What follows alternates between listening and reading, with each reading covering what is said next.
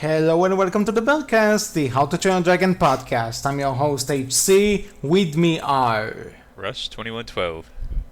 And Wolf. And today, an exciting episode for two reasons. One, this is episode 20. We made it to 20 episodes, guys. Can you believe it? Not at all. Yeah, really. Man, you guys are just... I can't even talk. I mean, hey, you know what the other surprise is? We haven't been killed from angry fans about the fact that we delayed everything, right? Surprisingly enough. I send them your way. They've all been sent to the Berkcast, the Twitter account. Hey, you guys only see tweets. You guys don't see anything that's at me yet. I delete those. Must be a But lot anyway, of the other exciting... Yeah. Yeah, pretty much everyday occurrence. People hate you for doing your job, but that's another story. Yeah. The other exciting news is that we're going to review the new Race to the Edge season for the first time on the Berkcast. We're doing something that's new and has just been released. So, Spoilers. yeah, about that, we are going to start with like bit of an overall review, spoiler-free to those who didn't had the time to watch the season yet. But when we'll go episode by episode, we'll give you a note, and that will be your cue to close this episode and come back after you watch the season. And on that note, please come back after you watch the season. We need the views and the likes and the subs. And the comments. And the comments. Yeah. So, with prayers to Thor that a skrill won't enter my domain again, let's start. I'm just going to say, this was a great season. Exceeded my expectations, actually. Absolutely. Worth the wait. 110%. A very strong season for this one. I'm not sure if I'm going to say it's my favorite yet. I need to give it a bit more time, but it's a really close competitor. Yeah. I'd agree.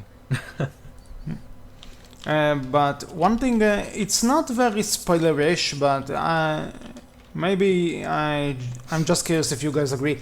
This was a very story-driven season. There were barely any fillers, and if there were fillers, they had a lot of story elements in them.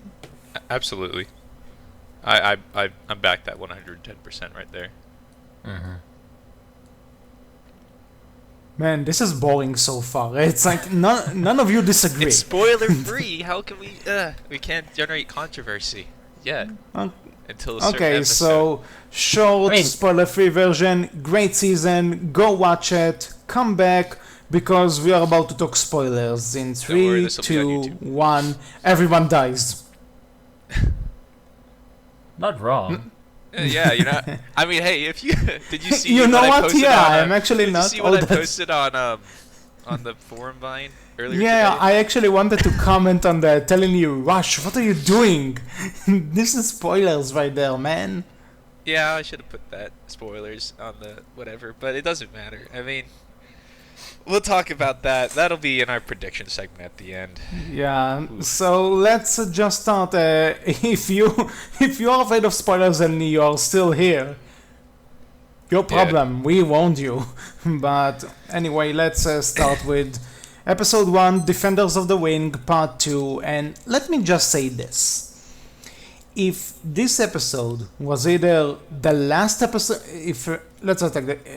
if Part 1 and Part 2 aired together, like they should have been, I guarantee you the cliffhanger for Part 1, where Mala threatens to kill Hiccup, wouldn't have existed. And I'll tell you why. Because the way Hiccup managed to get out of it was like this woman threatens to kill him, and then he says, "You know what? No, we didn't do this. We're going to get back your dragon." This was the point where I said, "Okay, so Basically, I thought the original cliffhanger was probably they just say they took the Oractagon, and then it would be like, no, cut to black, part 2. but because who cares about the dragon we haven't seen before, we care about Hiccup, we need to put Hiccup in some kind of danger. So I think this is why that cliffhanger happened, and it kinda goes back to my point where it felt contrived. So this is really my only part that if you're going to give us a cliffhanger where Hiccup's life is threatened, not that it matters because, second movie and everything, at least try, kinda. But that's really all of my problems with this episode. Other than that, great episode, great way to start. I loved it. Yeah. The thing that I can kind of like, oh, we're going to do this story, was the kind of Snot-Out accidentally saves Mala in a way, and kind of like, oh, Snot-Out's going to be made the king now. That's like, I cannot talk about this. One of the notes I took while watching this episode is, so Mala is a pedophile. Yeah, how old is she? I mean, they're like 19 or 20-ish in the... 1920. Mala doesn't look that much older than them, but... Yeah. I don't know, she looks late 30s at the least. But I was definitely... Fair. Yeah. To be fair, everyone in the Defenders of the Wing does not look like there's any old people there at all. Like, is this Peter Pan's world, apparently? Because none of the Defenders of the Wing look that old. Actually, no, I need to bring this up later. Sorry, but you guys will probably know what I'm talking about. It has to deal with some character models and such, but Oh, I think I know. Yeah. Yeah. Point it out when we get to it, because I have right now I don't see what you're talking about, but you will. But yeah. So once again, Fish Licks to the rescue with a bunch of Gronkles, as he's done several times. But yeah, I mean it like at the second like he was on the Reptidon was on Race on the Edge, and like you saw Meatlug there, I'm like, yeah, probably gonna just get a bunch of Gronkles to lure it away with lava. That seems logical, right? And they did it. Mm-hmm. Hooray! I agree, it's not loud. It's a little iffy on whether or not that should, it's pretty much like, dogs eat cats, crap or throw up sometimes. Yeah. Very much kind of reminiscent of that. And it's like, huh. Yeah, that's true. Indeed. Actually, one part I really liked is that when Mala is flying on Hookfang with Snotlout, and she sees Hiccup and Toothless attack the ship, and she starts praising Hiccup, and Snotlout is like, no, I'm the king. You said I'm the king, and she starts going, look at them walking in perfect harmony, and he's like, Hiccup only has one leg, right? Yeah. That's another thing. This season was incredibly funny in all the right ways. It just also, such great timing. If you were playing the Race to the Edge bingo card, you got bingo very quickly. Well, you picked up that particular one very quickly. If you're curious as to what I'm talking about, there's a thing that was getting passed around. It never made it to Berk's forum vine, but I saw it a few places here and there. Like one was on Tumblr, and it was apparently someone made a Race to the Edge bingo card of all the different things that might come up. And there's one thing in there I want to talk about that bothers me, but we'll get to that. Hold on, I'm going to look that up right now. Bingo card. This sounds really fun. I need this Race to the Edge bingo card. Let's see. East of the Moon Sun. WordPress.com. Let me see if I can find the link. Tumblr. On Tumblr. There we go. Yep. Okay, anything else about Defenders of the Wing Part 2? Something I would like to talk about. Did Vico and Riker's sudden kind of spitefulness toward each other not feel a little bit, sudden to you guys? Yeah, I don't know really. about sudden, but at that point I started predicting. I was like, okay, something's not right here. Someone is going to betray the other one. Well, we knew that was probably going to happen from the beginning, but you kind of want to have to, in my opinion, having watched other shows that do their villains, unfortunately, a little bit better at times than what the DreamWorks Dragon series has. Mm-hmm. You kind of, when you see a villain betray another villain, it kind of like there's this slow build up to it, and then sometimes there's no build up to it at all. Like, for a great example of a villain who betrayed, technically not a villain, but was still on the villain's side, kind of in a way. Look at Avatar: The Last Airbender when Zuko betrays Iroh, his uncle. Like, Yeah. you did not see that coming at all, and you felt it. But again, Iroh and Zuko were a little bit, sympathetic in, who they were and everything and what they were going through. But it feels in this, like, I never got the feeling that Riker and Vigo hated each other. Like, Riker definitely had issues with Vigo, and Vigo was definitely talked down to his brother. You got that throughout the season, but there was never any animosity between them, like hatred. And Riker even said to Dagger way back in season 1 or 2 that, he would never betray his family because family. And it just feels a little off, like you kind of went against that ideal out of nowhere to me a little bit. But maybe that's just me. I, for one, who have a brother, can understand being annoyed at a brother. It's not how, like, their animosity towards each other, it was. I mean, you could say it does feel like rushed in a way.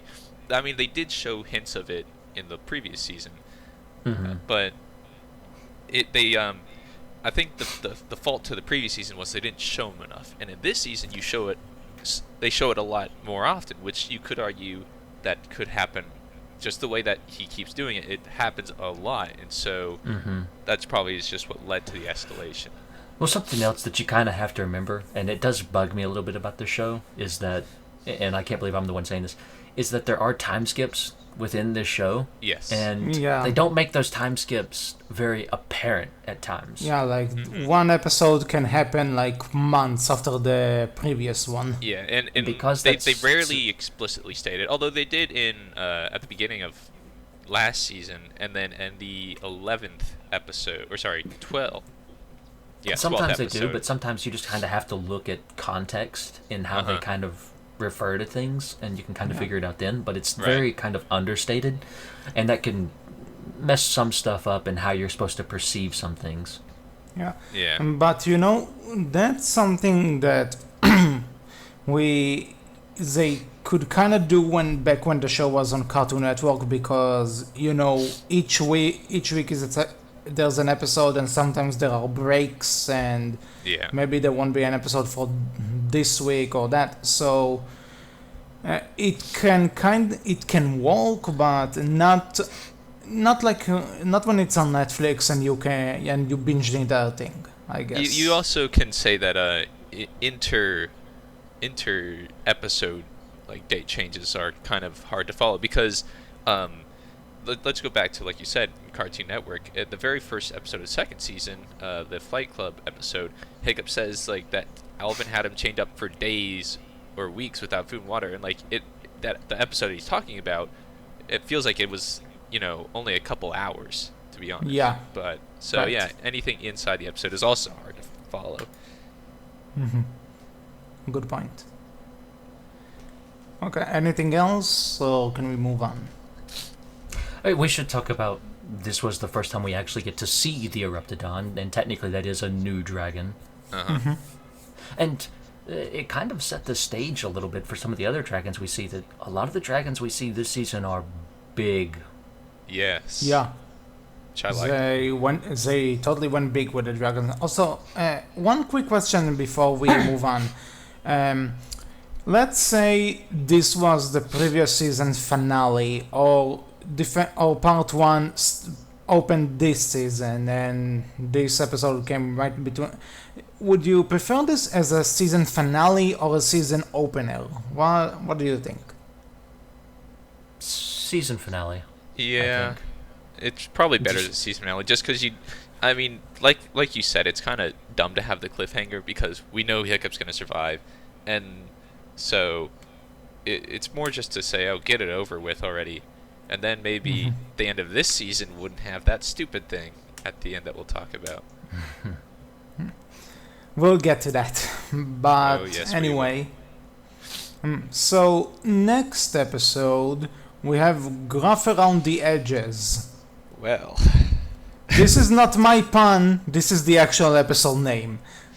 Yeah, this is definitely an interesting episode. It's definitely not one of the strongest episodes, but it's still a lot of fun. Like, I don't know what you're talking about. I think this episode is hilarious. I laughed all the way through.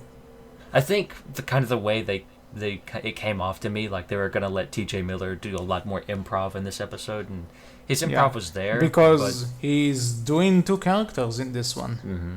Yeah. But it did feel a little bit laid back compared to what I kind of thought we were gonna get from TJ. But I still enjoyed it. It was still a lot of fun seeing him interact with himself and go back and forth. I love that. I wonder if maybe if I'll dislocate my shoulder, time. I could slip through the ropes. That made me laugh so hard. I don't even know why. I do love the fight scene on the back of Bart Van Belch. That was also another thing. Something they did really well this season were good fight scenes. Yeah. That was a lot of fun. I really enjoyed that one. That was fun to watch, and just like there was a lot going on with it. And he stole Hiccup's flight suit. Yes. Yeah, that was funny. The only nitpick I have for this episode is that I think Grufnut's confession is a bit rushed, but overall, it's a really funny episode. I enjoyed it a lot. What did Tough Nut call when he dived off of Toothless with the wingsuit? What did he call that move? I forget. I think it was the diving nut or something. I was laughing so hard though when he completely missed Barf and Belch. Yeah. That was great. That got me. Oh my, yeah. I was in tears almost. But like you know what my favorite part is? Grufnut can't tell the difference, but Chicken can. Oh yeah. Well, she eventually did when Grufnut said, whatever you want to do. And I loved, like, that was what caught her off guard. It's like, Tough never wants to do what I want to do.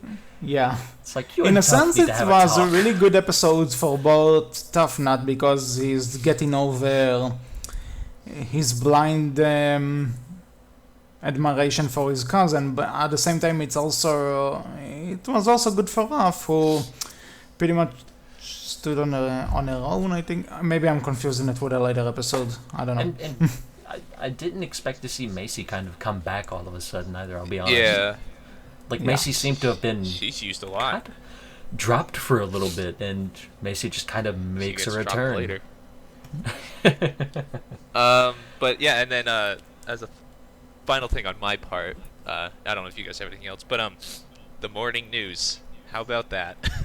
Yeah, that was fun. I was just about to say, I hope Berkcast episode don't sound like that. Yeah. Otherwise, we will be killed. I did love the interview they did with Hiccup at the end of the show. That was fun. Yeah. I enjoyed that. Okay, it's like Hiccup's just going along with this now, and it's just accepted. Also, if you can beat them, join them. Astrid had bad hair, yes. And then hits Heather's reaction. Why didn't Heather have bad hair, though? I think they're just showing that maybe Astrid's not a morning person. I know, but it still would have been funny, though, I think. But, oh well. Yeah. Mm-hmm.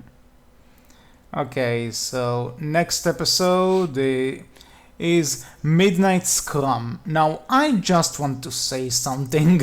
When you saw the portrait of Hiccup after Viggo put the bounty on his head, who else wanted that the drawing will be Hiccup, but buff Hiccup like that episode from Riders? Oh yeah, that would have been funny if it was. I didn't think about that. Something was brought to my attention. I don't know if you remember Tangled with Flynn. He sees one of his water. Yeah, I thought about it as well. Kick my nose right. But if actually, they did a sequel short. They did a sequel short about the wedding where it says, "Oh, come on, they still can't get my nose right." Yeah. I mean, if it's not like they've not done that before, name titles being frozen. Even though that came out before. That came out before, yeah. Oh well. Yeah. And also, I mean, have you seen Shrek? If that's not a jab at Disney, then nothing ever will be. That's true. the subtext for this entire movie is fuck Disney.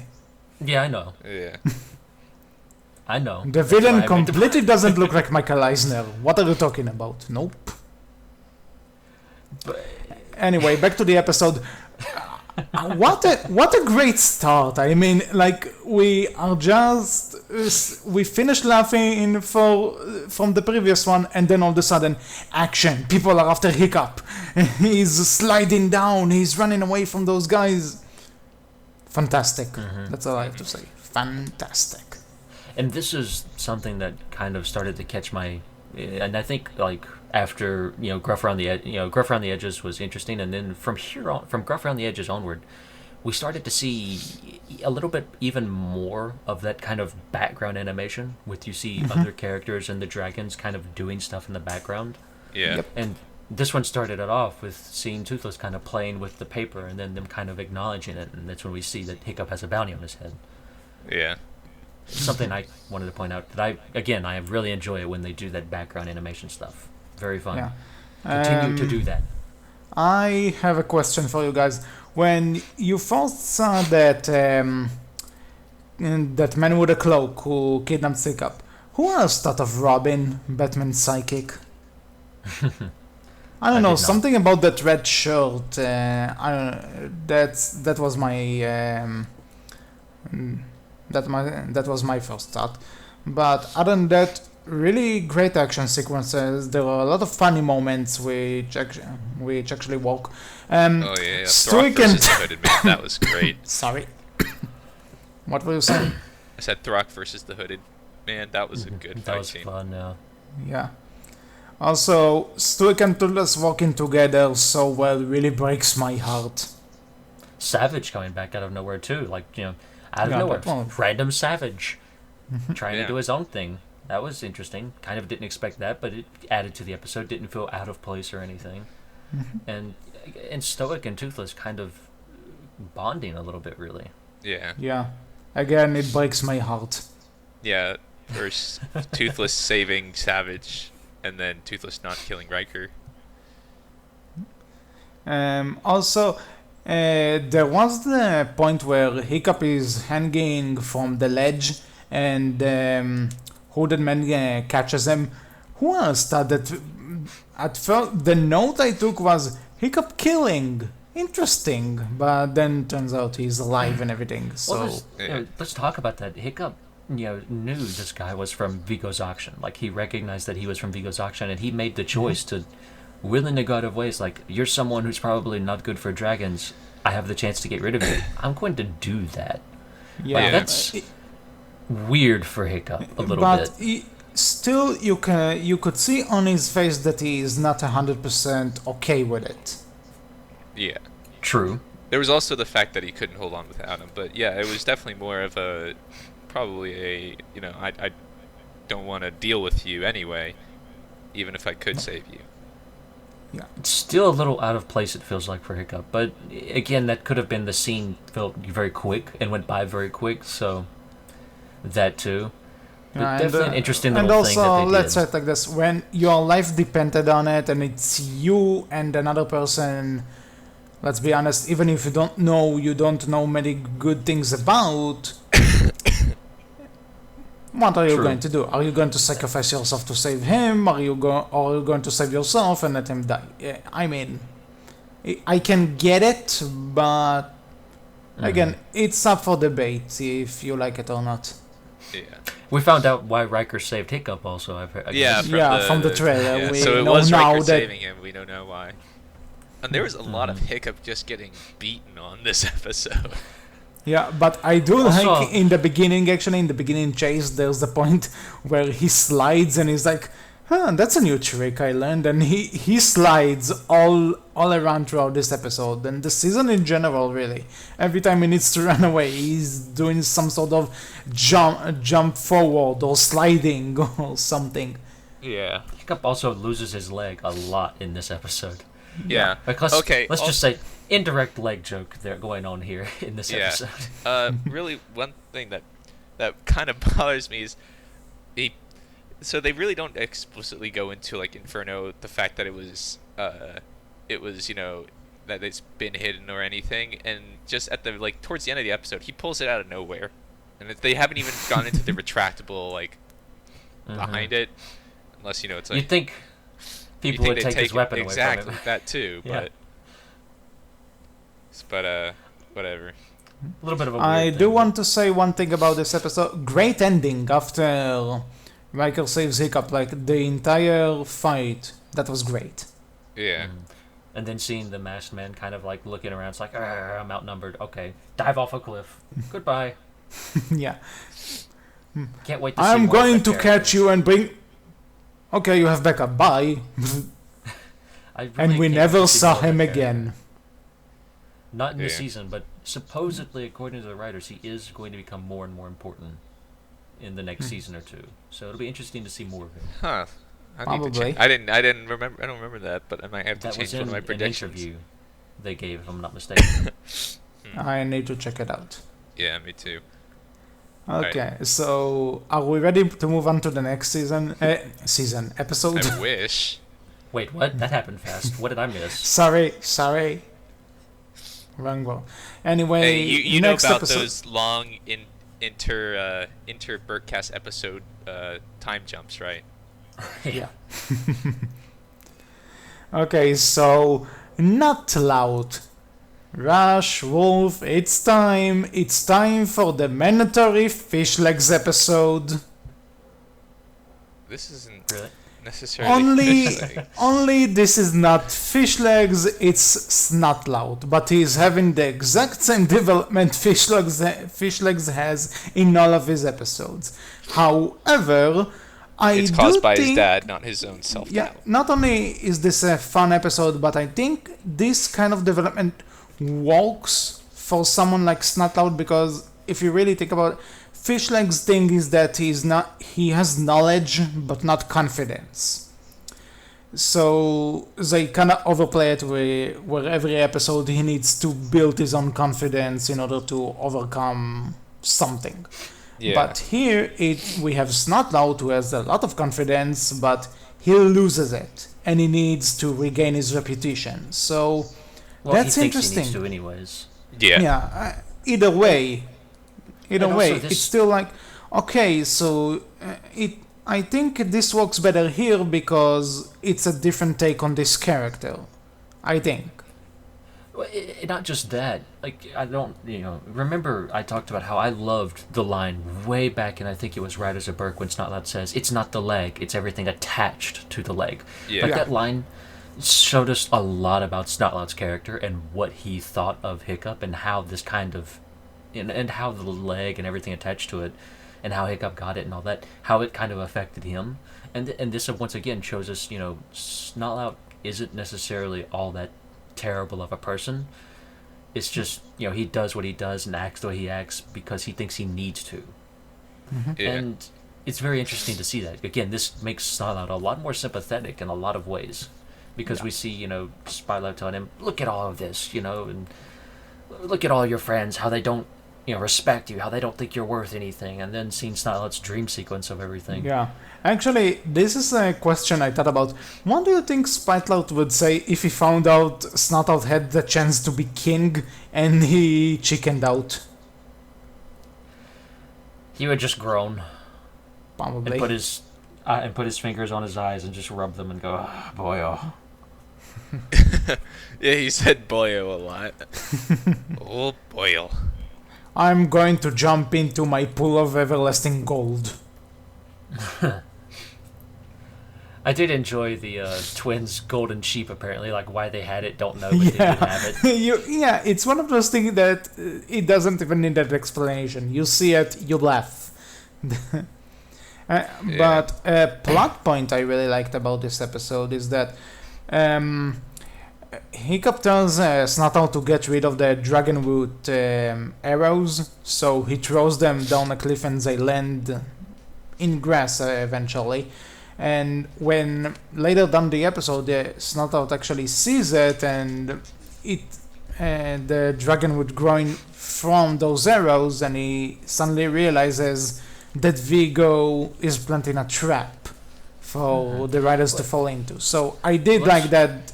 Because when he did throw the arrows away, I thought, okay, this is going to come back and bite them in the ass later. But eventually, It was used as a learning.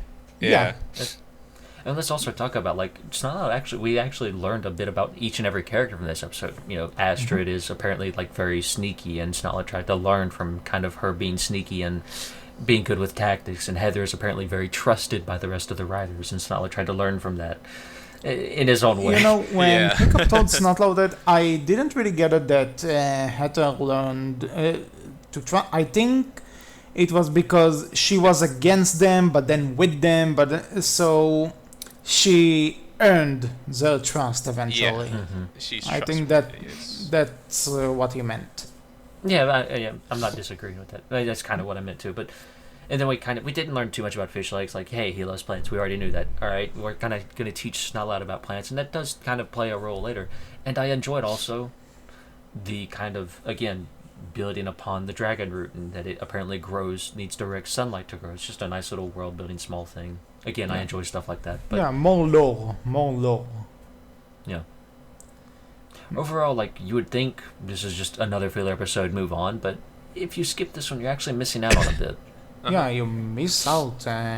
Not only on a few plot details, but also it's a good episode to watch. It's a fun episode. Yeah. So next one. Saving Shattermaster. And this is the episode I was talking about with the character models. Why do you think that Hiccup and Heather are the only ones to go to the port? Because their character models look exactly like all of the other Defenders of the Wing character models. Yes. When dressed up as Defender. That's what I was getting at. Like, you can Yeah, literally you know, see I that. actually caught it as well. Like, after I saw that episode in a later one, I'm like, oh wow, they really look like Hiccup and Heather. But see, that was a big talking point about last season, when the last season was like, these guys are just Hiccup and character models dressed in ninja gear, right? And so, I mean, And obviously, they actually went out of their and way they to actually do it. went to do it, yeah. Most awesome plot twist ever. Hiccup knocks down a guy, and then he's the bit of cloak that covers his mouth opens. Oh my god, it's me.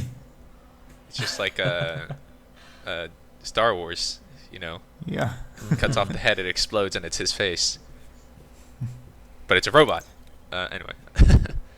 But another thing is that, that disguise didn't last very long. Hiccup's voice is too noticeable, and he also has a freaking metal leg. The leg. And I love how before they even went into the town, Heather says, "With this, you shouldn't be that noticeable." Like, the leg, Heather. Anyone can look down and see that. And plus, unless Hiccup plans on disguising his voice. Yeah. No.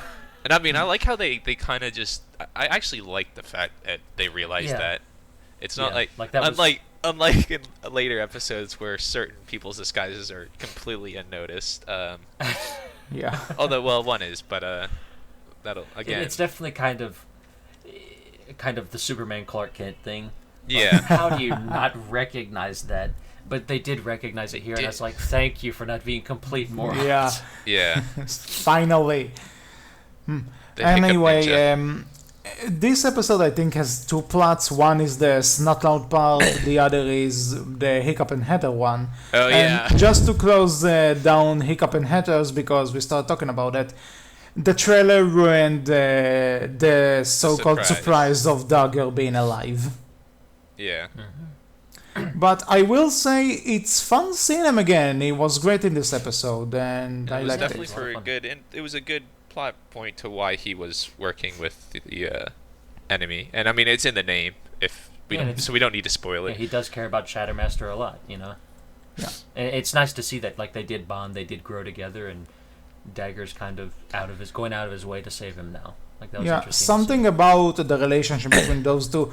They are very similar, but also very different, and I mean that because they're both really excited to go into the battlefields. They're both pretty much rushing into a situation, but Dagger is doing that because he's insane, pretty much.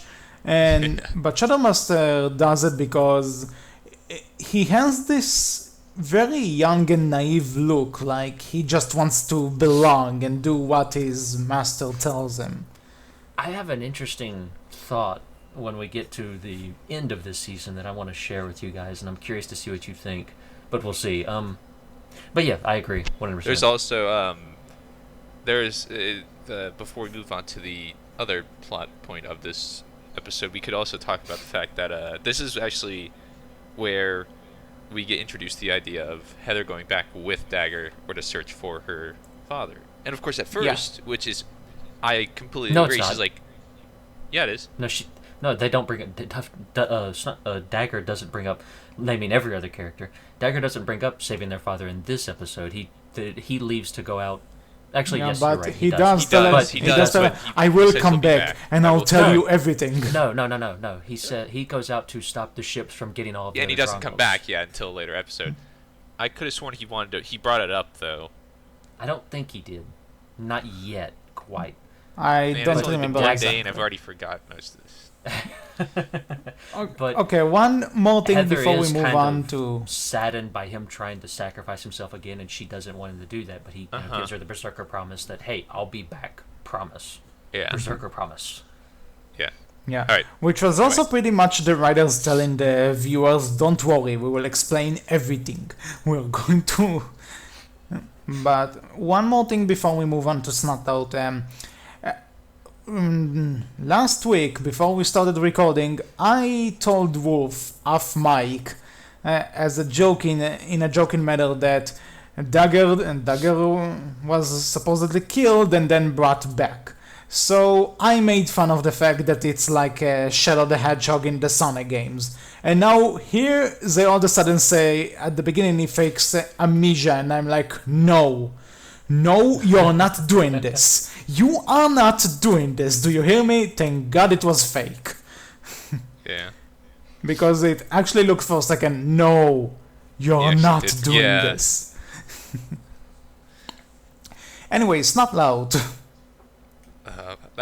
This is like I said, this season was full of pretty funny moments, and Snotlout's trials were... The twins goaded Snotlout so hard. Yeah. Actually, I do want to say that I like that the Defenders of the Wing do show up across the seasons. They're not just characters from that one episode.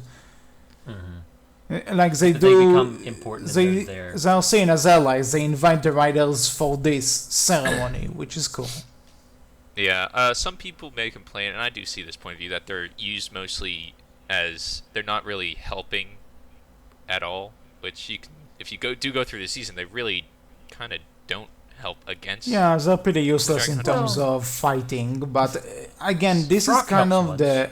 This is pretty much their. They pretty much they made it clear that they're not fighting.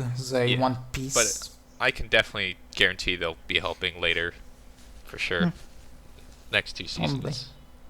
More than okay, one. but regarding Snot Out Trials, I loved the last one. The last one was brilliant.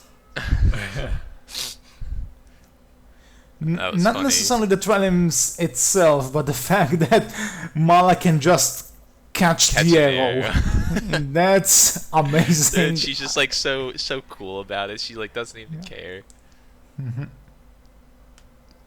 It was I enjoyed the trials. It was a lot of fun. It was a nice kind of side thing that was enjoyable and fun. It was nice seeing Snotlout go through everything and just do well at it too.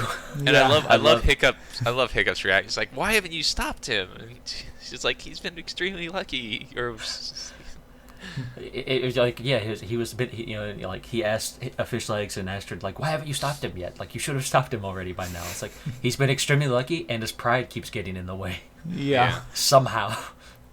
It's not killed him yet, but it will now. Okay. He can't be lucky anymore. And then you get the thing with, they're going to shoot an arrow at the queen. Snotlout has to take the arrow for her, and it's very much, yeah, okay, Snotlout, you're going to get hurt now. Alright, for some reason it reminded me, have you seen the next Karate Kid? Which one? There's a few. I mean, like, there was supposedly a fourth Karate Kid movie with the original Mr. Miyagi where he trains a girl. If you haven't seen it, I envy you. No, I've not seen that one. I envy you so much. But there's a moment in that movie where really they shoot like they throw a spear at Mr. Miyagi and he catches it like inches away from his heart. So it kind of reminded me of that. I think Malo's wink at the very end, though, kind of ruined it a bit to a degree. Because it kind of... Well, they give off this idea, like, that the defenders of the wing are very much these, like... They very much believe in their prophecies, and they, honor them to an extreme degree. And you see a little bit of that later, too, about what this tribe was willing to do to protect their village and everything. But,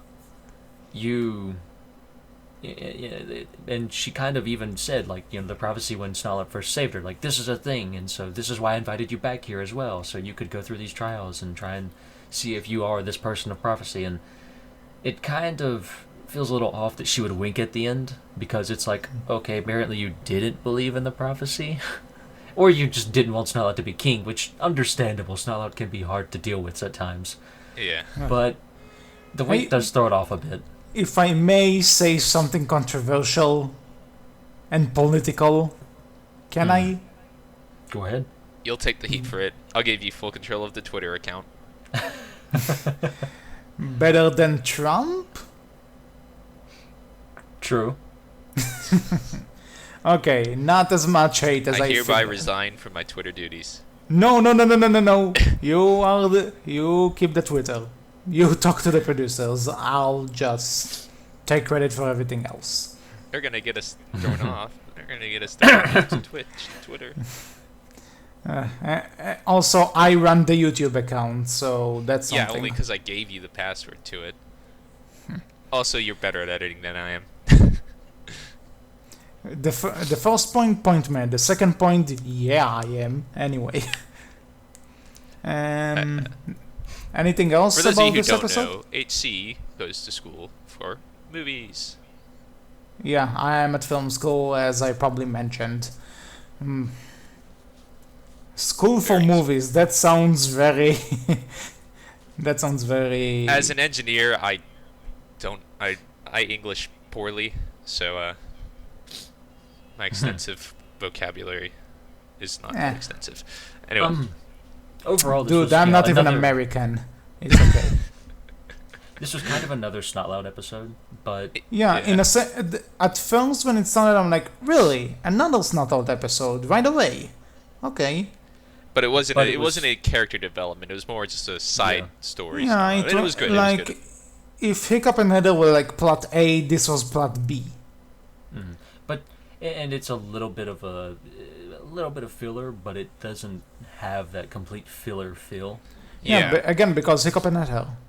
Yeah. Well, there's also even though as a side plot, you still don't feel like, oh, this side plot is filler, because they kind of had to get themselves out of the Snotlout is King thing, to be honest, and they did it Yeah. in quite a extraordinary manner. You know, the more episodes of this show that we get, the more hilarious it's going to be to watch How to Train Your Dragon 2 in retrospect. Yeah, I know, right? Like at the very beginning, you see Snout taking the sheep from Fish Legs, and like, this guy was supposed to be king at one point. Okay. Well, king of a completely different island. But still, a king nonetheless. Yeah. Okay, so Well, next technically episode? Technically, he was at the very end king for a day. Yeah. Ish. Ish. Now, How to Train Your Dragon 2 is even weirder. Yeah, I know. Okay, so... Dire Straits.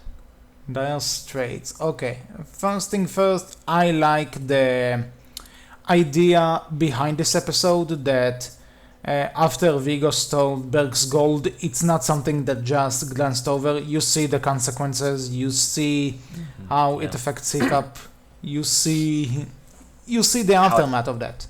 It doesn't just affect Hiccup; it affects all of Berk too. Yeah. Yeah, you see that's how what it I affects said. Everything. Yeah.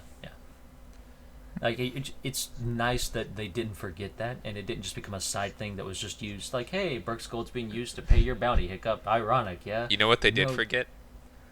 What? All those traders that died at the very beginning. Oh. This is true. We don't see them again. And We actually don't I'll see miss- Johan after in this episode, No. right? Did we see him after? no, we see Johan. We see Johan after. He comes back, and like at the very end, you see him Oh, talking. yeah, and at the very end, he's giving like another one of his long, drawn-out stories. But they actually seem to be enjoying it. They missed him. It's been a long while since they've seen Johan. That's true. But I will miss Derek, I think his name was, dude with extremely long beard. Beard, yeah. Oh That was yeah, fun. that guy. Another 10 Girl reference, I'll miss that guy. actually. First the poster, now this. I'll miss that guy. He was fun for Yeah. the 5 For the seconds we saw 5 his beard. Best beard. And it was fabulous. Best beard. Yeah. But the Submaripper. Yeah, that was actually when Hiccup and Fishlegs built it. Toothless was very funny during that part. I was talking about the dragon, not the submersible. Oh, The my bad. dragon's name is the Submaripper. Okay, my bad. But yeah, I like that dragon as well. Yeah. Actually, we had most of the new dragons we got this season were title class dragons. And Yeah, we pretty much talked. Maybe it was off mic, yeah. but yeah, a lot of the dragons in this new ones are really, really big. that too. Yeah, that Like- too. They've actually, so I think it's kind of funny how they've gotten, just throughout the whole season, throughout the whole 4 seasons, most of them have been title class, and I think that's just because we haven't really, that was probably the least explained one, other than mystery class, but you kind of have to create new dragons, like the Death Song, to put them into mystery class anyway. Mm-hmm. So I think the next the next unexplored one is the title class, really. Yeah. So But I'm enjoying it. The Submaripper was a very fun dragon, and it was interesting to see, like, that it can create whirlpools that Yeah, apparently stink. yeah, and I thought like, that was probably some of the most tense moments, like when it's just in the water. You just hear the water. There's no like music or anything. And he's just Yeah. making sure he doesn't do anything. And then I actually And was pretty scared for Hiccup. And He let's was- talk about the water effects for this episode too. Yeah, Very nice, I thought. Again, something I do want to say. The climax in this episode, my God, that was an awesome climax. Yeah.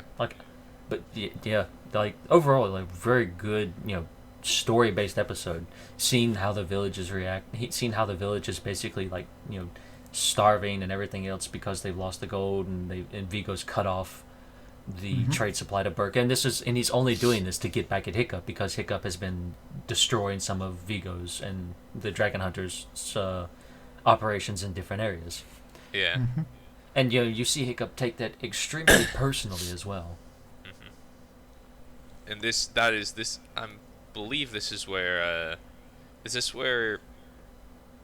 Stoic talks to Hiccup about revenge, or is that in 2 episodes? No, That's that's the in- next episode. That's the No. next episode. Really? It is in the That's the longest day. Okay. Yep. But But to before talk we about- get to it, really good episode. Loved it. Great climax. The climax was worth anything, and also I liked Hiccup's fin leg. Yeah. And then also what he said, contrary to popular belief, I am not very also, good swimmer. oh, go ahead. I think he said that, or he said something along that lines, right? It's like, contrary to popular Do- belief, I'm not the best swimmer. Yeah. Oh yeah. That was in reference to the leg. Yeah, that was fun. Yeah. Something I would like to point out. I kind of just realized. You see at the very end of this episode, Riker tells Vigo, "I want to show you something," and then they ride out on a boat, being with Pulled by Sea Shocker. sea shockers or a sea shocker. Yeah. I'm pretty certain that's their reference to a later episode. Yeah, I think that's actually where they get the idea where Mhm. Vigo gets the idea. And because the entire point is to show that the riders won't attack them as long as they have a dragon as kind of a hostage, Yeah. in fear of hitting the dragon. So that was an interesting kind of what's the word? Crap, I'm blanking. Oh, it's okay. I'm completely blanking on the word. Something that we should kind of talk about: the invention of the submersible. Before we move on, because that's fairly big. Yeah. And that the was pretty Again, cool. I like And the- Toothless's reactions to it. and the diving. And also, that reminds me, we see a great Toothless and Hiccup moment in when the submersible's underwater and it's Yeah. Hiccup might actually drown there, like you were talking about the climax. Yeah, Like, I that's saw a great somebody. Toothless Hiccup I saw moment. somebody post that there weren't enough Toothless and Hiccup moments. There were plenty. What are you I don't know talking what- about? Yeah, I actually like. I usually don't notice them, but I noticed a lot in this whole season. And it was just that was a very direct, like, this is an in-your-face Toothless and Hiccup moment where Yeah, right. you see Toothless willing to stay down there and basically drown with Hiccup, and Hiccup even acknowledges, like, yeah, I wouldn't leave you either, bud. Yeah. Basically saying, yeah, we'd be willing to die together. Like, Yeah. that's heavy. Heavy and heartbreaking. But again, that's needed because, again, we're gonna get to something a little bit later on that I'm gonna make some people mad about probably.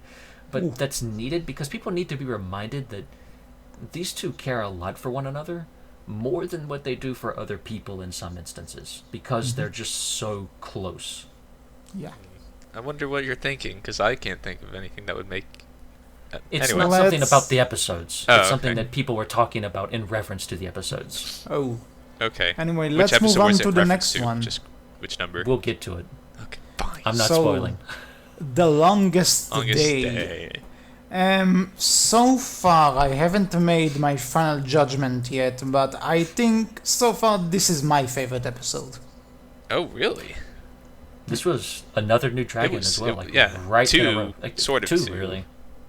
You could classify Really? it as two dragon. We don't know if the big one is just a bigger shadow Alpha strike, An alpha but or a Titan Wing. Titan Weak Shadow Strike. I or love the Shadow Stalker. design that is Oh, attached yes, to it the- like it's an airplane and The they AC start 130 blasting. style of it, that was the coolest thing ever. And when it was Again, just like, firing it's- so many blasts hiccup, that Yes. was amazing. Again, like another dragon that's designed after a fish, like a manta ray. Yeah, And exactly. The, things that attach. What are yeah. those things that attach the? I cannot remember the name of the I animal. can't remember. Forgive me. Lamprey, but- lampreys, I lamprey. believe. Yes. Yeah.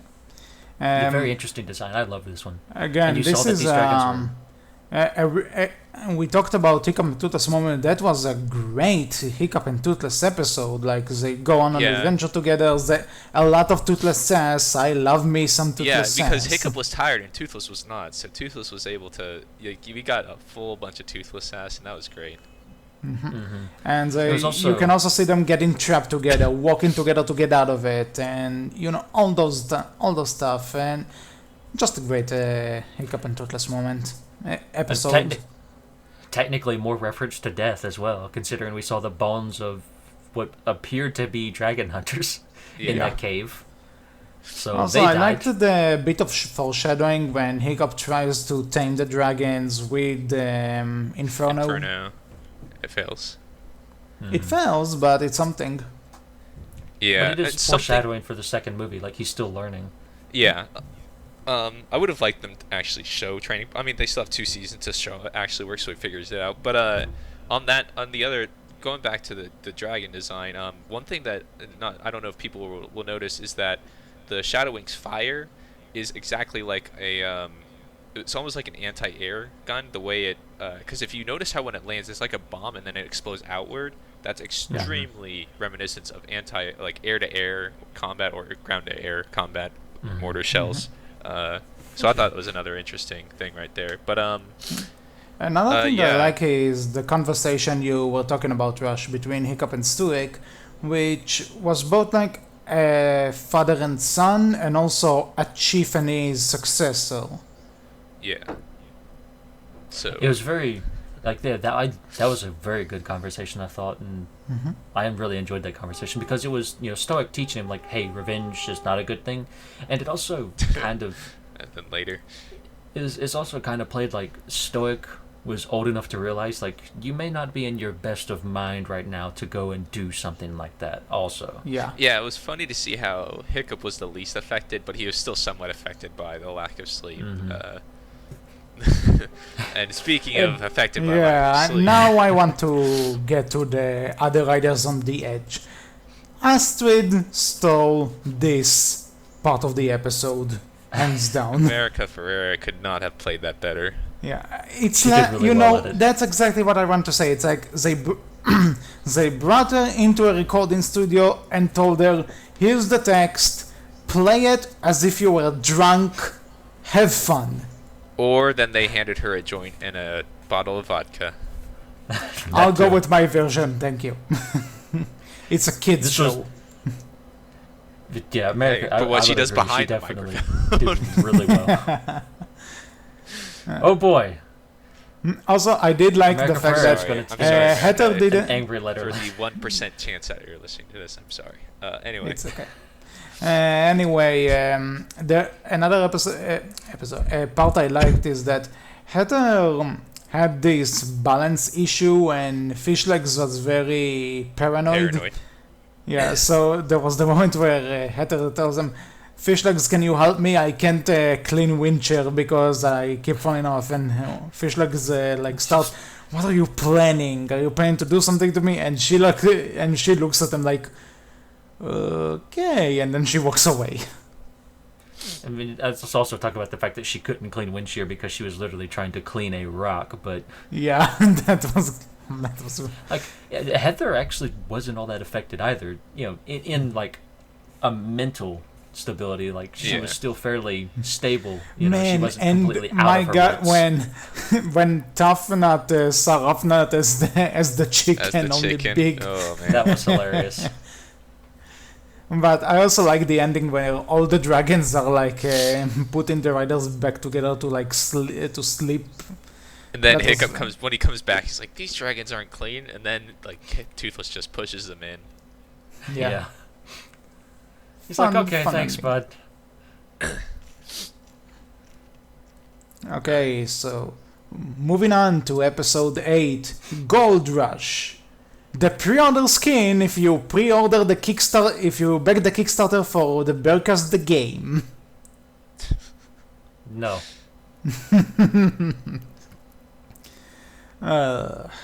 I tried. Just gonna shoot that down now. No. Executive, yeah. You're outnumbered 2-1 on that one. I tried, god damn it, I tried. Yeah, we hate making money here. Apparently. That's why we make everyone mad at us. Again, go to Hey, at Berkcast on Twitter. for Controversy any- generates views. Again, go to at Berkcast on Twitter for all of your angry comments. Yeah, and I will respectfully ignore them. And go to the YouTube comment section where it's most likely to find hate mail. Yeah, exactly. I'll receive it as everything. Any and all Anyway, criticism. Yeah, but enough So- about us, please. so Gold Rush. Hiccup tries to get the gold deck. And to some extent he did. To some extent, no, And he did. Dagger comes back with the idea to do it in the first place, and this is where we first hear that Dagger wants to go out and find Oswald, the agreeable, With his This is Heather. the father. first time. Haha. I was just a bit early on that, but yes. So yeah, he says, "Oh, I'll take some extra." Dagger says he'll take some extra, so he and Heather. He says, "So you and I can go hunt, look for our dad, our father." And so This that was- is where we get the idea. This was definitely kind of a Heather episode, but this is also a little bit of a Fish Legs episode too, and Yeah, their relationship with one another, and that was yeah, interesting they to see. kinda pull the plug on Het Legs. They do. Again, I would still say that I wouldn't mind seeing those two in a relationship together, because that relationship actually, in my opinion, is a lot better thought out currently within the show, anyways, than Hickstred is. Well, yeah, that's because there's several reasons for that, which I could go a whole episode explaining. Mhm. And I completely agree with you, but it's for so many different reasons. This is true. But yeah, and first off, let me say minor prediction here. There is a chance for it to develop and then completely end, as obviously. So we have 2 seasons This is left, true. and the reason why I believe that is because we need to see still Heather's. We need to see Heather's reaction to Hickstred. Come on, like seriously. Well, we still see, and we still see Heather and Dagger come back within a few episodes later Yeah, on. exactly. So Yeah, they're not that's completely out of the another thing I picture kind of want to yet. say, that I did like the sort of closures they gave to Hatter and Dagger, because in all honesty, you can kind of get why they're not in the future movies, that they're looking for their father. Okay, fine, I can buy it. But And they then they actually came back. several times there, which I mean, this is something minor, so I can't say it since it's in the future. They are actually at Berserker Island several times, or it's been noted that they do go to Berserker Island. We see Berserker Island. We just do. don't get to go to Berserker Island, Yeah, which I'm is just saying something I'm a they little do. bit Yeah. about. I don't But really care too much. But something I want to talk about with this episode, before we kind of get into the episode in general, and I kind of brought this up in the kind of audio check / pre-show before we got into the actual show. You don't get to hear that part. Maybe we should record it sometime. But I streamed slightly, like a minute before. They get to hear something. Yeah, but it was before you came up. this is true. I But was eating lunch, if alright. if DreamWorks is looking for ways to continue this franchise and expand upon it, Which is what Comcast will most likely want to do. if you again either show or comic book, you have a great idea right here. Dagger and Heather's adventures together in their search for their father. You could show us completely new areas. We could get completely out of the archipelago. You could show us new people, completely new dragons. Maybe even go to like a desert area and show us the sand wraiths or something. Just so much you could do with this story that could be completely different from what we're used to seeing with Hiccup and the writers, but still remind us of that and expand on this world. Again, Especially with just how expansive it already is, thanks to the DreamWorks team. They've made it so expansive and wide that you could take almost any of the characters that are not part of the main cast, and you could make a separate. You could do a whole Vigo backstory. you could. And I would watch that, Yeah. mostly because if they get the same voice actor, because Yeah. everybody, even the characters in the show like Vigo's voice, as you'll see. If you've already watched it, you know what I'm talking about. Yeah. But yeah, Another thing also, I really liked hint, about. Go ahead, Wolf. Also, hint, hint, wink, wink, nudge, nudge to fanfiction writers. Idea there. Put it on a silver platter. Take it. It's yours. Do with it as you will. Just don't give it to me, because I never finished. As my Defenders of the Wing Part 2. Hey, I was almost right on some notes. Let's just put it that way. Yeah, I actually talked to Wolf about this. We'll let you know at the end of the episode. But until then, I did like in the fight where they try to rescue Hiccup. I did like how Heather and Dagger do come close as siblings, and they start working together. And that combo, Shadow Master and God, Dagger. and Heather's Berserker yell. Yeah, that was something else indeed. But I did like Shadow Master's new trick where he like was in trouble and then like he uses his tail to cut through the ships. That's amazing. Yeah. And again, like there's a lot of good character moments there between Heather and Fishlegs, and Heather and Dagger as well, and Fishlegs and Dagger as well. Because you see at the very end, like Dagger, puts his hand out to Fishlegs and says, I'll take care of her. She'll be safe with me. And I kind of Fishlegs wanted even says, like, Fishlegs to yeah. threaten him. Say, you better. It's like, we're all Well, he children.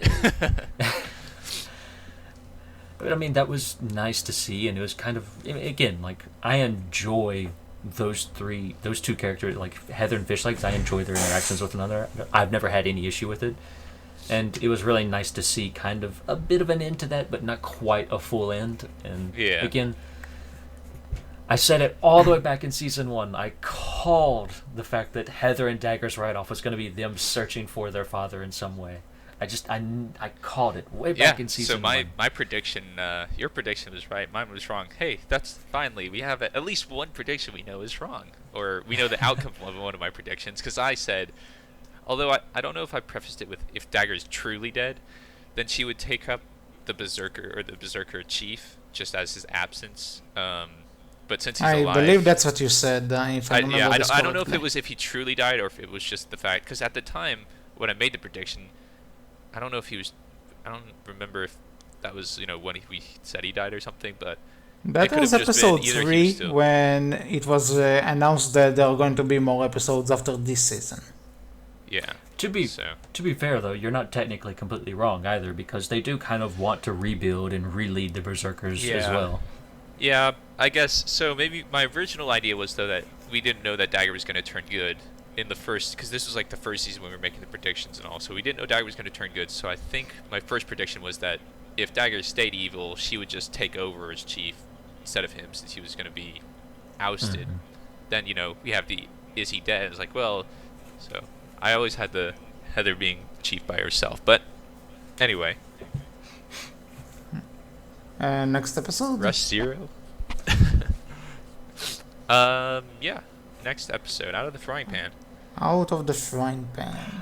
Surprised they I didn't have would a like- two-parter that said Into the Fire. I'll say one- it right now. I didn't really care for the conflict in this episode. I think it's the episode of the season.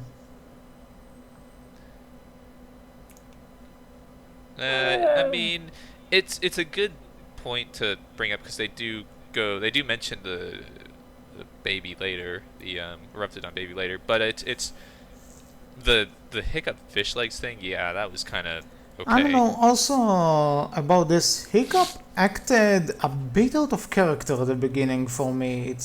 It's not like him to glorify himself and not some. Especially him, he knows dragons as well as fish legs. He should know Meatlag was the better choice to go first, I think. I don't know. Yeah. When was it? Was it in this episode where we kind of see a little bit more on Inferno too, and it being designed by Hip? Yeah. Yeah, at the very beginning when they're talking about it. Yeah, yeah, that was it. That was a nice little kind of nod to the movie as an Inferno again, but we did see technically a new dragon in Out of the Frying Pan as well in this episode, Yeah. and that being like the kind of redesign of the Night Terrors, and the fact that they apparently eat fire. Yeah, Apparently. that was really cool. Something I want to point out, that lava raised way too fast for them to have the time that they did have. Like, Yeah, whenever you they're- saw the lava rising, it was Yeah. like, "Yeet." It's like, okay, you do not have the time that you've been showing that you have. This is definitely kind of a little bit of a Dragon Ball Z thing, and where, like, the time you say we have is not the time we have, because that lava's rising way too fast. Yeah. Way too fast. In 5 minutes, the lava will overcome us. It's been 5 minutes, but we lied. Now it really is 5 minutes. Like, Yeah. and also, keep in mind, the twins had the time to go all the way back to Berk to get the submersible back to the Defenders of the Wing Island in order for them to try and use it to get into the cave as well. Like, let's keep that in mind, too. Yeah. Yeah. You know, I haven't thought Like- about it. It's like you do, again, kind of skewing the idea of how long does it take to get back to Berk and this place and everything else you're doing. Like, time is not proper in this world And sometimes. yeah, again, the reason they are staying at Dragon's Edge is because they want to explore farther from Berk. So they need like a base to go back Yeah. to. So let's take that into consideration. But But another thing that- getting past that. Oh, go ahead. another thing is the whole idea of the lava. I mean, if I remember correctly, there's like in the stories or maybe reference TV show or something like that. But like Gronkles like to bathe in lava and other dragons too. I thought so. It's like, what's the big deal of just having a dragon go into the lava and do that too? And then there's also the fact of why does it need to be in the special place if it's just going to be submerged in the lava Mhm. anyway? That was my same thought too. It's like, I guess like the volcano, like if you just throw the egg in there, it'll sink and it'll go very, very far down, and maybe the baby may not be able to survive at those That's kinds of true. yeah, depths that and get out. that's what I was thinking. But at the same time, it's like, couldn't you just? I don't know. There's, it's a little weird. It's definitely a little bit weird. But getting past that, it was still, in my opinion, still a fairly decent episode. Nothing was too. I off like about the it, even though it had second its part faults. more than the first, and Yeah, I Rock did. being a badass Yeah, again. again. And I even thought for a second, it's like, are they actually going to kill him off? That would be interesting. Like, Yeah. they're probably not going to show it, but it would be interesting. And that would be really awful for Throck, too. Like, man, that would be painful, but I like, really they like might that guy. actually do that. That'd be interesting. We might Yeah. lose a good guy for once. But we didn't. He was saved by the Eruptodon, yeah. which, alright, fine. To be I honest, understand if that. he That's not surprising. if he really died, would it matter? No, but it would still be interesting to see. Yeah, But I mean, I did. were you? Hold on, real quick. Were you on the same boat? You didn't like Throck like at the end of last season. You thought he was just gonna be that like overprotective a-hole, but then you start to like him a lot. Yes, no. No, I didn't think he was an overprotective a-hole, but I just thought he'd kind of be, all right, he's going to be a background character. They're not going to do much with him, but they did more with him than what I thought. He was and fine. I kind of, He was fine. and I started to like him a bit, and I was like, I want to see more of this guy. He's fun. And also want to point out, Throck, one of the few people in this show without green eyes, or any other Or color of blue green eyes. or blue eyes, hazel eyes on Throck. Nice to see some Yeah, hazel that's a representation. very stark. I always say like I never know what color eyes I have. I always it's almost a huge blue-green combination of gray. It just looks, to me it looks gray, but other people say it's like, Actually, green what or blue. I episode can't was remember. it where Snotlout mentions that Heather has brown eyes and she mentions my eyes are green? It's the it's whenever they're playing Maces and Talons, which it's either the beginning of this episode. It's before this episode at some time, I believe. Yeah, it's because Fish Lake says you had me distract. You distract. Snarl says you distracted my partner with your big green eyes or big brown eyes. Mm-hmm. And yeah, it was that was the line. Yeah, and that's when she makes reference to it. Something else. Like, I really enjoyed the kind of a little bit of backstory on the Defenders of the Wing and how they did pretty much sacrifice people to keep their village safe. Yeah. Like, because she says, at one point in time, the elders used to go down into the caves and stay down there with the egg. Maybe that's why they don't have any old people left. Probably. Probably true. So, next episode? Yeah. Twin Tuition. Let's say it right now. R.I.P. Macy, you will be missed. Mhm. Not really. Anyway, I love. remember, send all your Imagine complaints that in to an actual, @Berkcast. no, wait. Imagine this in an actual funeral. You will be missed. Not really. Yeah, it's just everybody. I'm just a bystander. I'm in the crowd mourning. Like, you will be missed. Not really. And then I love- everyone rushes to get you. Yeah. I love the little funeral at the end, and Rough Nut missed the arrow. Yeah, that was great. I told you. I That's- keep saying it, but this whole season was just full of great, funny moments. Again, the my twins first thought- are fun in this episode, and also the climax is great. That's really all I have to say. My first thought when seeing that was like, I wonder if, she didn't miss in the second movie when they did that. I wonder if she They also practiced after that. She also didn't miss in Buffalo Lord Soldier. I'm pretty Yeah, sure. right, in last season. So I don't. That one was a little bit funny, but And it then was. Hiccup and Toothless are just like, and then Toothless obviously sets it ablaze. Just but- lights it on fire. Yeah. Yeah. That was a nice little thing, but yeah, this was a fun show. And this was a fun episode. This was kind of a bit of a filler episode, but also definitely got a little story focused too. Yeah. Because And we we get to see- start seeing the plans for the... Shellfire, Shellfire. Yep.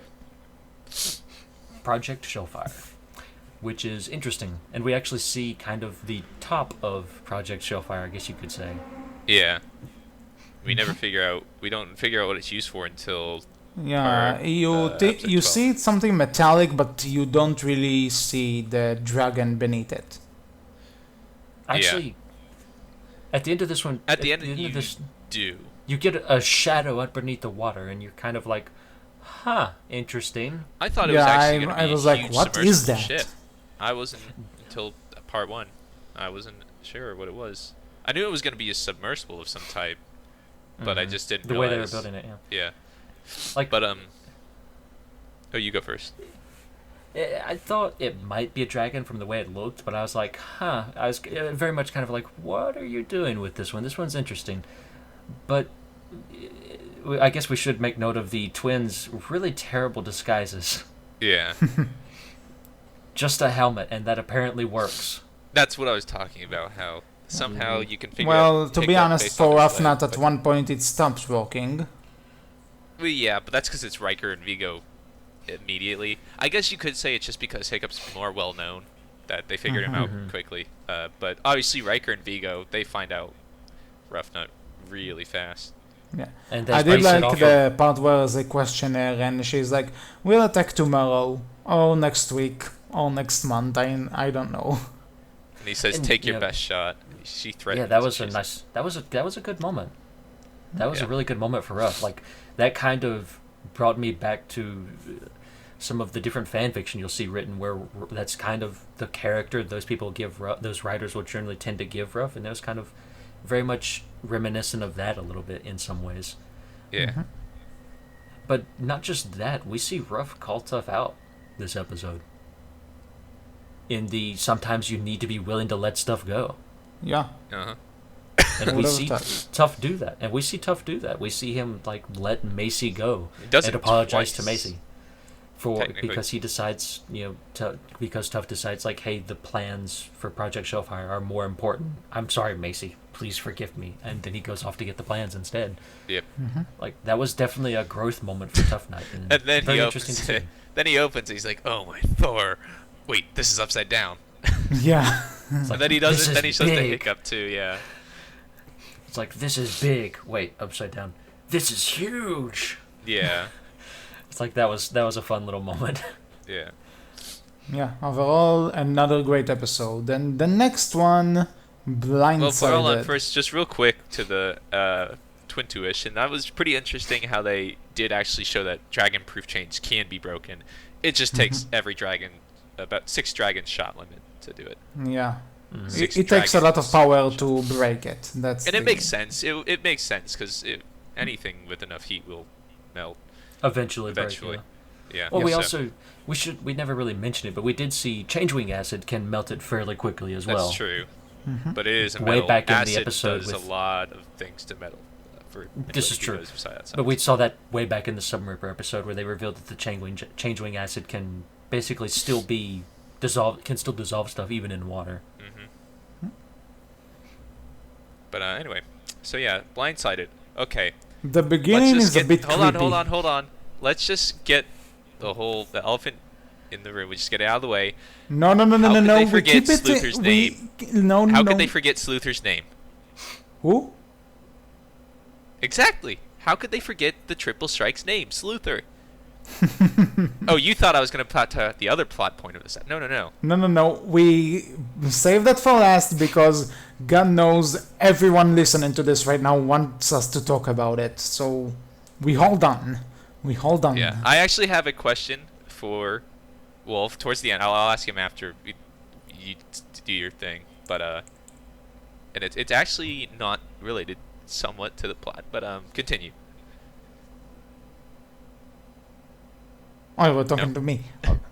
Yeah, sorry. Mm-hmm. Okay. Anyway, the beginning kind of creeped me out a bit. I mean, when Astrid gets blinded by the lightning, when she wakes up and it turns out she's blind, that was a bit creepy at the beginning to me. And It's so I have a somewhat similar story. It happened to me. It wasn't lightning, but I was in football, and we were doing max weights. That it was an off-season thing. It was basically how much, like, what's the max you can lift at each station that we did. And I Yeah. had just gotten done, and there was I was a junior in high school, so there was a senior who was 6'6". I'm 6'2", but he was like, hey, let's do max how high you can jump, haha, just as a joke. And everybody else was like doing it and stuff apparently. But because he got done before I did. Once you were done, you could leave. But he was just waiting out there. And so it's like, all right, I'll try it. And so I jumped. He tried to duck under me. He's 6'6", first off. So ducking under doesn't work very well. But he clipped the bottom of my foot. I flipped, and I landed on the back of my head. And let's think about this. I could jump at least a foot high. Let's say at least a foot high. I may jump higher. I don't know. That's about a 7-foot drop, landing on my head with my full body weight behind it. I lost my vision for about 5 minutes. I mean, didn't know time, but I'm guessing it was about 5 minutes. It was definitely one of the scariest. Okay, looking back on it, it was. At the time, I was very dizzy from landing on my head, but it was it's definitely pretty scary to think about. So I can completely understand her initial reaction, just asking Hiccup to stay with her and stuff like that. yeah. Ooh. Anyway, So But I did like that she used the fact that she's can hear now and not necessarily see but hear to understand the dragon, and she ended up training it because of it. I would like to point out though, your hearing doesn't get that good if you've been relying on vision as well, and you just lose vision all of a sudden. Your hearing doesn't get that good all of a sudden. It does increase somewhat, but it takes a little bit more time than just that to kind of get used to that. It wasn't as here's the thing where it actually could happen. The fact your vision science time with Rush. Your vision clouds a lot, and I mean a lot, of your brain processing power. And if you lose it, you try and obviously this is what you were going with. You'll learn other ways to see, kind of Daredevil style, right? Mm-hmm. But initially, you actually can increase your range pretty decently at the immediate start of it. Which hers was like it was like almost instant, like 3 seconds later that Hiccup saw it or heard it, right? So it was more of a like, it wasn't that she like heard it 2 miles away and said something. It was kind of a close thing, and I can understand that as well. So yeah, looking at, I guess we should talk about the lion in the room because fans will definitely hate us if we don't. Hickstrid. This was definitely the Hickstrid episode. Hickstrid. Okay, I'll say the build-up part was good, and I think the payoff was also pretty well. They didn't tease us; they gave us what we want. So, yay, hallelujah! This is where I'm still smiling. This is where Wolf rants at the fandom for a minute. I saw quite a few different people bring up the idea that they wanted Astrid specifically to be in a moment where she ended up asking Hiccup, where Astrid and Toothless were in danger and Hiccup ended up saving both of them, and people wanted as a Hickstrid moment for people to have Astrid ask Hiccup, who would you really choose if you had to choose, who would you choose? Wolf's going to rant at the fandom for a minute. Hiccup's already answered this question. Whether you like it or not, Toothless. He would choose Toothless. Hands down, 100%. Astrid has already asked this question as well in the first movie. When she asked him, when she was ready to run off and tell Stoic in the village about the Red Death, the Queen, Hiccup stops her then and says, hey, don't do this, they'll kill Toothless. And she asks him, you're willing to put everyone in danger for the sake of your dragon? And he tells her, without hesitation, yes. Without any thought, yes. So he's already answered that question. Do keep that in mind. Don't forget that. Hiccup and Toothless, like, Astrid is good for Hiccup, don't get me wrong. Astrid works for Hiccup, and Hiccup does need Astrid in some ways, but Hiccup and Toothless are the ones who are soulmates here, not Hiccup and Astrid. Yeah. As much as a huge Hickstrid fan, as much as it pains me, I agree with you. There you go. But as someone who has talked negatively about Hickstrid in the past, I did enjoy this episode. This was better than what I thought the show would have done with it, and I enjoyed what the show did. Yeah, because they finally gave us that. It wasn't just hints all the time saying we will, but never. And it wasn't overdone. It was definitely not overdone as well. That's my point. Like, it was nothing. It wasn't. You know what? I'll save it for the next episode. It wasn't completely blown out of proportion, in my opinion. It was very small, kind of. All right, here it is. Move on. And I saw somebody, and I actually I need to say this for the end, but there is something that somebody complained about, and I will save this for after because it does involve obviously this in the next 2 episodes. But one thing that so my question for Wolf was, I know you're a huge Astrid fan, and her being a warrior, how badass was it, do you think, that when she took on the triple strike? I think it was great. Yeah, I knew you would like that moment. Like, that was her being her, and that's good. Like, we need more of that. Also, how did you expect her reaction, like, to everything when Hiccup told her to hide, as well? Mm-hmm. Yeah, that's Astrid. As much as, like, I was like, oh, this is a Hickstrid episode, I was kind of focused on that. Every time I saw something about, like, Astrid, like, Wolf probably liked that. And, here's the key, right? When it comes to doing relationships, like, again, you never want the relationship to take over one character or the other. You want both characters to still be characters, and you want them to feel like they can still solve their problems on their own, but the relationship helps with that. Yeah. And with this, like in the past, again, I've talked about how Astrid's probably a bit more connected to Hickstrid than what Hiccup is, and she doesn't stand as well on her own. The reason she does is because what the fandom has kind of given Astrid, not so much what canon has given Astrid. Yeah. But this does feel like, this was the show trying to say, Astrid can still stand up on her own, and this is a bit of that character standing up on her own, not because of Hickstrid, but in spite of it. Yeah. And I enjoyed that a lot. And that's why I think this was Hickstrid done fairly well as far as the show is concerned. Exactly. Don't make any of them. Don't make Astrid seem like a vulnerable girl who can't control her feelings, and don't. Obviously, they kept Hiccup in character by having him be extremely awkward at the end. It's like, oh yeah, you thought I got away with that. I love that part. That was hilarious. And looking at the next 2 episodes, that was something that played a part in there as well that we'll get to. Yeah. That I did enjoy. So was this a segue? Can we move on? If you want to. Okay. I'm good with it. So, again, for 2-parter episodes that are not season finales and openers, we are treating it as 1 episode. So, with that said, Real quick. shell-shocked. Not shell-shocked. It is shell-shocked. That's the... No, not shell-shocked. We're going back to blindsided. Oh, okay. Oh. We should make... I would like to make reference to all of the different writers trying to calm different people's dragons, and apparently Barf and Belch are a little bit like ostriches. Where they shove their heads in the ground. And Hook-Fang is not as easy as he seems. It's not just Snotlout. It's everyone. It's everyone. Yeah.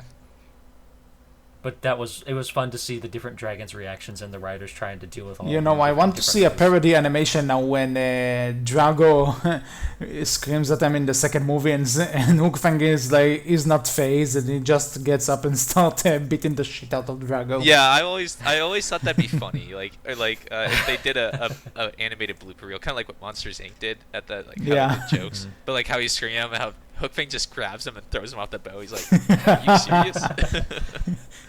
I would have loved to see that. That'd be fun. Yeah, but okay. Now shell-shocked. Yeah, now okay, shell-shocked. so shell-shocked. Real quick, Okay. this is a. Sorry, I have to say this. This is the clear distinction of months, of a time shift, right? Mm-hmm. Sorry, just had to bring that out there.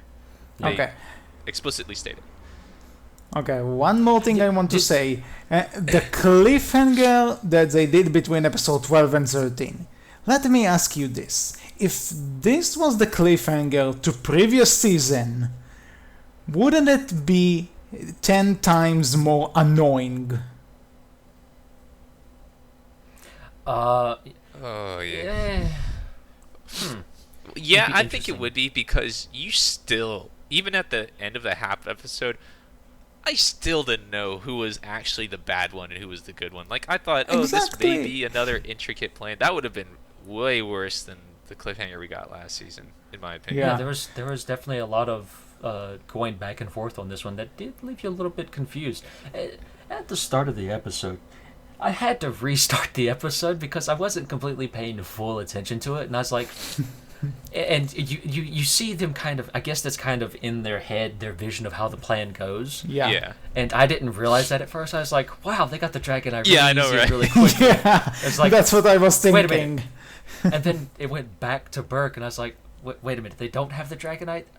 Oh, I was an idiot. I do want to say something. I was just too distracted by the previous episode to think. All right, give me a break. Probably. That one. But I want to say this. The beginning where they have pretty much everybody. They have the Riders, they have Stuik and Gaber, they have the Astrid's team, they have the Berserkers, they have all of them are there going to fight Vigo. I think this is further proof to me that this was supposed to be the series finale before it got renewed. This was supposed to be like the one final hurrah, so they put all the characters in there. Yeah, so that actually is a good point. I don't know when they wrote this episode, if this was before the last two season renewals. We'll get I to mean, it when nobody we'll really get to knows. that ending you love oh so much.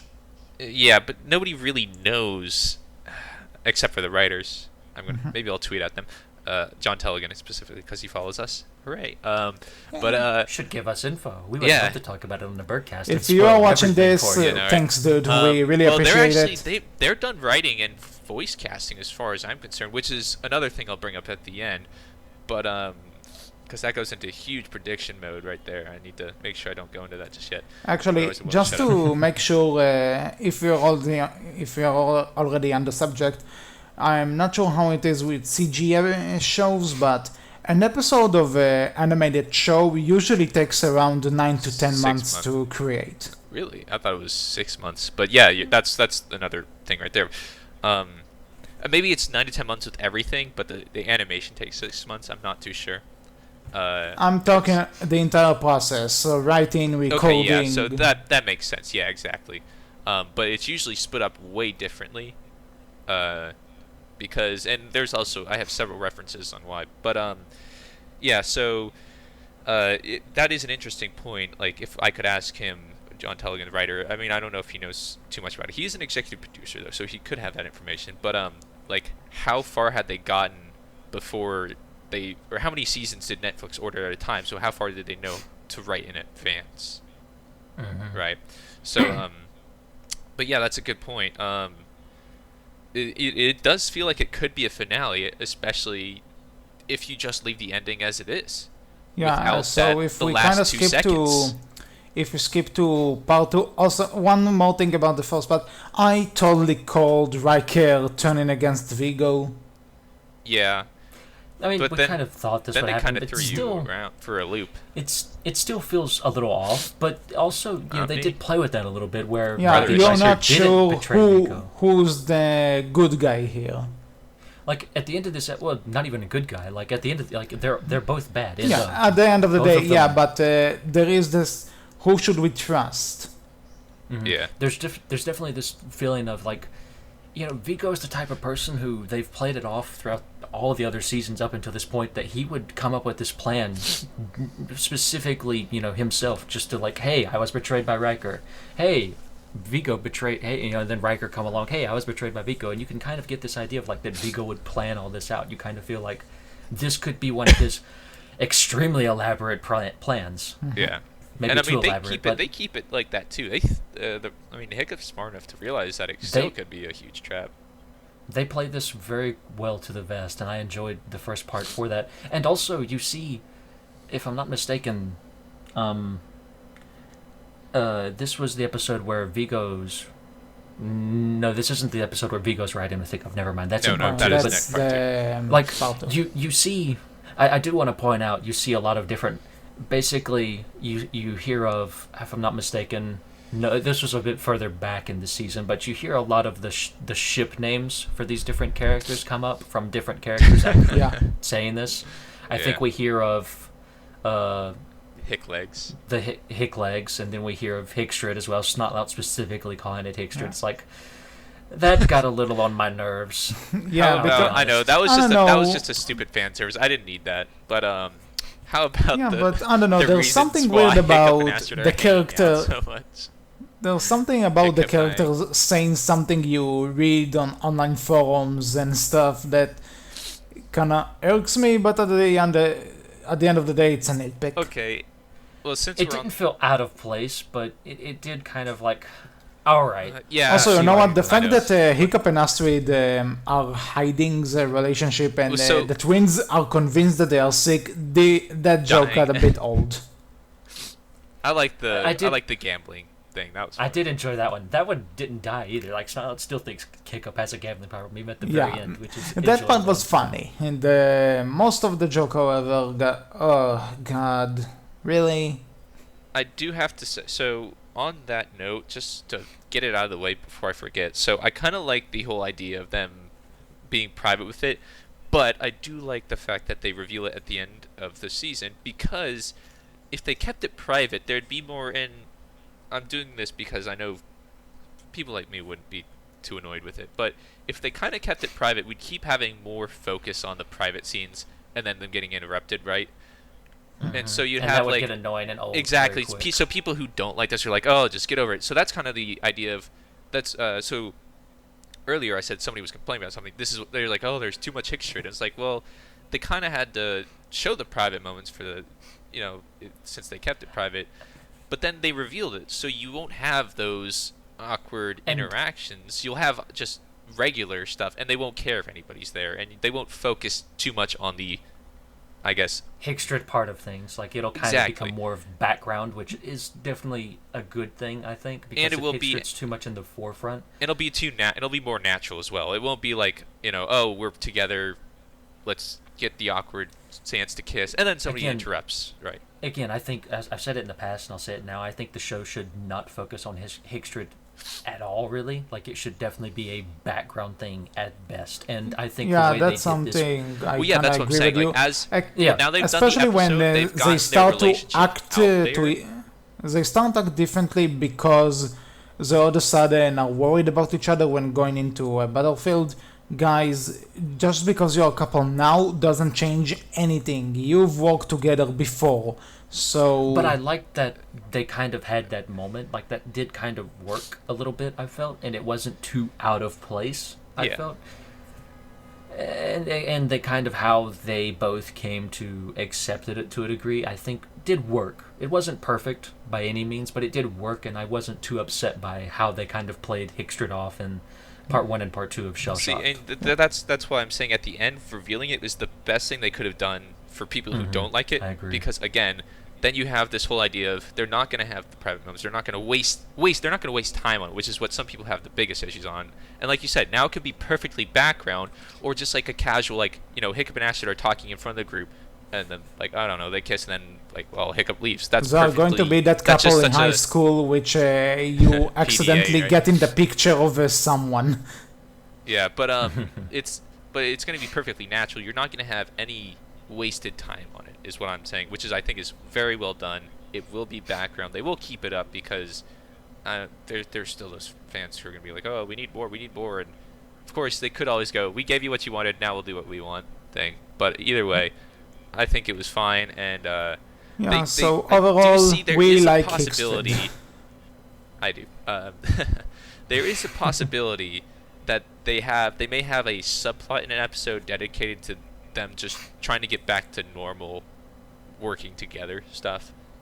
I mean, they had the agreement at the end, right? But I could see it being a possibility. I'm not saying it would happen or I want it to happen. This is a sub-prediction. But if you could possibly have the idea of, we kind of need to get back to working regularly as then of like the issues they had at the beginning of this episode, or it was towards the middle endish, I would say, of the first part. Foreshadowing was the word I was looking for as I interrupt completely off topic. I was that was done the anyway. word I was thinking of. That was perfect. Well, better late than never. But it's actually a good segue into the Shellfire, the new dragon for these two episodes. The roboticized dragon. My God, what a dragon! This I is want one. Definitely one of the bigger dragons the show has ever and great fight scene. The riders trying to take it on, and it against the dragon from episode 6. I forgot the name. Submariner. Submariner. Yeah, so really great fight. Like again, this felt like the big epic finale, but yeah. Also, and it could very well be. Who knows? And I mean, getting the Submariner to come, like Vigo's kind of whole pull out the dagger thing, and you kind of saw this like, I'm getting ready to do this, but no, he doesn't do it. Like, it's still trying to play that, close to the vest. Like, who's the real villain here? Still. And you want to know what like the funniest thing was? Do you remember Hiccup's words right before Astrid catches him? It's like, here we are. So Vigo says, here we are, and Hiccup says, yeah, nothing but empty ocean as far as the eye could see, or something like that. Right as dagger. It's right, like, did you bring me out here? Yep. Yeah, And it's then like you hear Vigo say, "Yep, that's definitely true, my dear Hiccup," something along those lines, and you kind of see pulls out the the giant evil face. dagger. Yeah, like they're definitely like they basically play. This is definitely like the moral of the story. Neither of these characters are good. Neither of them can be trusted. Yeah. You shouldn't trust either of them, but sometimes you do have to work with an enemy in order to stop I another did like, more however, dangerous the enemy. little talk that Vigo had with Hiccup when they flew to that location. I like that a bit. About that was definitely kind of a back and forth. And it was Yeah. a good back and forth too. Again, I have always enjoyed when Hiccup and Vigo have their back and forths. Like it's very good writing, and both Jay and Alfred Molina, they work well off one another. I think Yeah. they go back and forth well with one another. Go figure if they were at the recording studio at the same time. Who knows? But we do see Riker and the Shellfire defeated, Uh-huh. and Yeah, we here's see the Riker thing. apparently. Riker is apparently dead. Now, According to the wiki, he is deceased. As I was looking up the voice actor and it said status deceased. I'm like, excuse me. Well, I mean, he was holding on to a hunk of metal that sunk to the bottom of the ocean. He's got a long swim back up unless he decides to just sit inside of his submarine, unmoving. So, Yeah, but you could, and then there's like I don't know how. First off, But the again- Sunripper isn't as large as that boat, and they made it seem like that boat was pretty small, unless it was like a part of the boat. But either way, but so Riker's dead. A second later, Well, you never see Vigo him again. Vigo captures Astrid, threatens Hiccup to give him the Dragon Eye, which Hiccup does the thing we kind of predicted him to do. He throws it away, and it falls into the lava, Not the which way- means he destroys it, and then Vigo falls into the lava. trying to go after it. Yeah. Well, he tries to go after it, and then he stops because. It And fell in then the he lava. has. And then Anyone else the rock- thought the Wile ground underneath him Coyote breaks. at that point where he looks down, he's like, oh, and then he falls. well, so Yeah. here's my take on that. So you hear the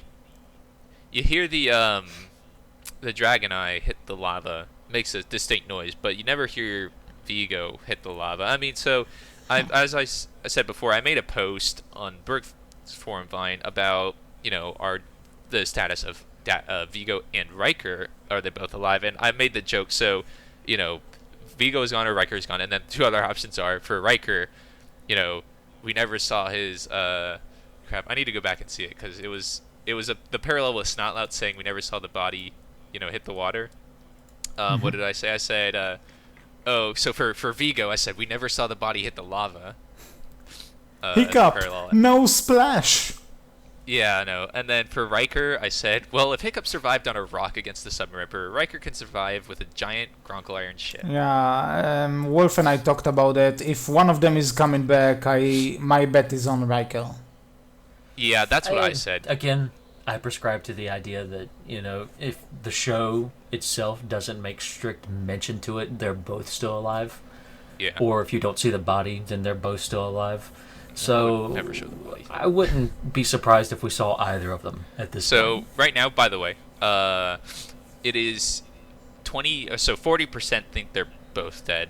30% think that Riker is 30% for both think both are alive, and you can vote twice, so it could be skewed by saying, Vigo is gone and his body never hit the lava, right? But for that as well, I think one of them, and like I said, Riker is most likely to be alive. And the reason why is because if they were both dead, they really wouldn't have a what's the word? They wouldn't have a